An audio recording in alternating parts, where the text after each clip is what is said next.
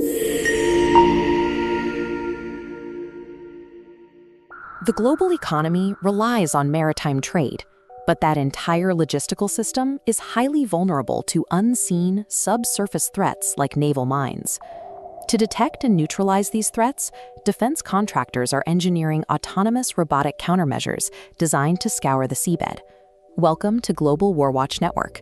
If you are new here, make sure to subscribe. The historical bottleneck for underwater robotics has always been endurance, but the recent integration of automotive-derived hydrogen fuel cells has removed those historical limitations. The prime example of this engineering shift is the Grey Shark autonomous underwater vehicle, developed by the German defense company EuroAtlas. The system's advanced Foxtrot variant made its high-profile debut to the defense industry at the DSEI 2025 exhibition in London. To accommodate its advanced hydrogen propulsion system, the Foxtrot variant is massive. The drone measures nearly 8 meters in length and weighs 4.5 tons. By abandoning traditional battery architecture, this AUV has evolved from a short-range inspection tool into a strategic maritime asset, capable of conducting human-free deployments in contested waters for months at a time. Operating deep underwater demands enormous energy. Active sonar and constant propulsion drain traditional batteries in days. EuroAtlas solved this energy deficit by swapping batteries for hydrogen fuel cells, adapting technology originally engineered for the automotive sector.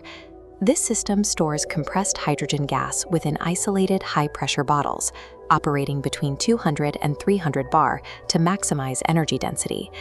At a highly efficient 4 knots, the drone boasts a maximum range of 11,000 nautical miles. It can also push through strong currents at 10 knots. However, this curve demonstrates the physics trade-off. Higher speeds aggressively burn hydrogen, reducing the range to 1,100 nautical miles. We know this deep water viability is accurate because of recent real-world validation by companies like Infinity Fuel Cell.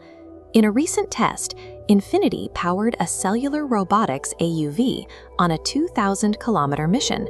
The drone remained fully submerged for 385 hours and executed over 4,000 complex maneuvers without ever surfacing. EuroAtlas does offer a lithium-ion version of the Grey Shark, known as the Bravo variant, but the Bravo relies on a network of subsea inductive charging stations to stay deployed. By contrast, the Foxtrot's extreme energy density severs the power cord entirely. It frees naval forces from relying on surface motherships and coastal tethers, allowing for completely independent, long-term operations. Supplying power for propulsion is only half the equation. Deep underwater environments impose a strict communication blackout, making it impossible to reliably transmit or receive high-bandwidth data. To operate in the dark, the Grey Shark carries a massive intelligence payload, comprising 17 distinct onboard sensors.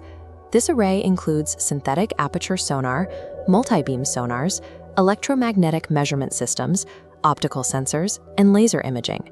Managing this data requires specialized software. EuroAtlas partnered with Evolix to equip the Grey Shark with Level 5 autonomy. Instead of pinging surface operators for instructions, the onboard AI constantly fuses the environmental data internally.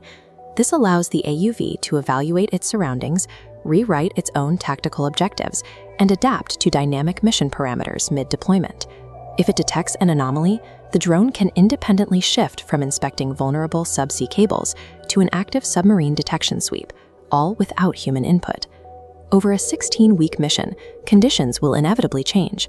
Level 5 autonomy is an absolute necessity to survive the communication blackout and complete the mission. The Grey Shark utilizes a flooded hull design, allowing ocean water to flow freely through the outer layer. Traditional large AUVs, like the Australian and Ural Ghost Shark, utilize sealed pressure hulls.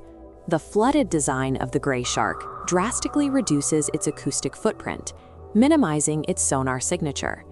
It is also logistically flexible. The 8-meter drone fits inside a standard 40-foot shipping container and can launch directly from a port or a surface vessel. For rapid response, the 4.5-ton AUV can be rigged to a heavy drop parachute and deployed from a cargo aircraft. Before it submerges, initial programming is handled via a telescopic antenna, equipped with military-grade radio and anti-jamming satellite navigation. Once underwater, it relies on acoustic modems. These emit sound waves that allow for secure data exchange over distances up to 10 nautical miles. This specific 10-mile acoustic range enables synchronized swarm operations. Multiple gray sharks can spread out, communicate locally, and monitor massive sections of the seabed simultaneously. Because the system is entirely ITAR-free and integrates directly into Rheinmetall's Battlesuite architecture, Allied navies can deploy these autonomous swarms without relying on localized, vulnerable surface command ships. Look at the transit flow lines on this map of the Strait of Hormuz. This critical choke point handles 20% of global oil. The primary asymmetric threat here is Iran's arsenal of 6,000 naval mines, including bottom-moored, magnetic, acoustic, and pressure-triggered variants.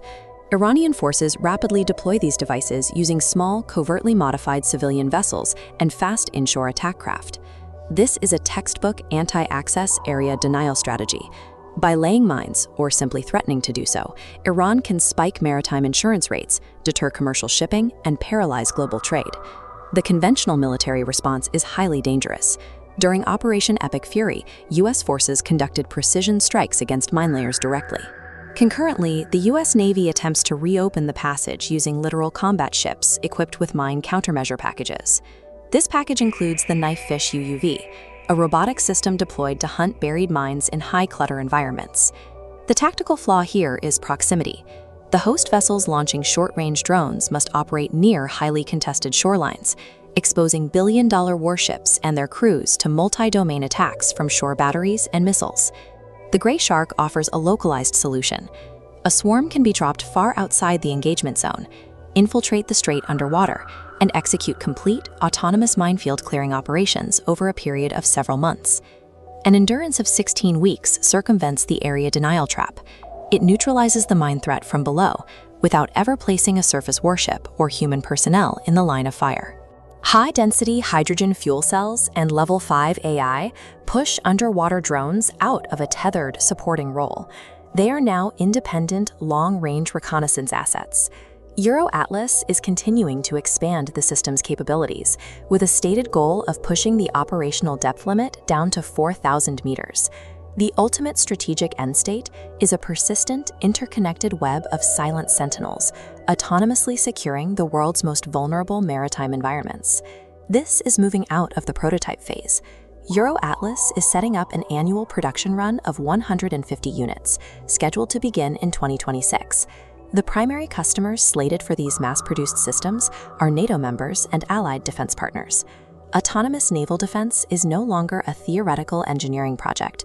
It is an active, necessary doctrine to secure global commerce against asymmetric threats. Thank you for watching. If you found this breakdown valuable, please like, share, and subscribe to Global Warwatch Network. Share your thoughts on autonomous mine clearing in the comments, and join the conversation via our social media links.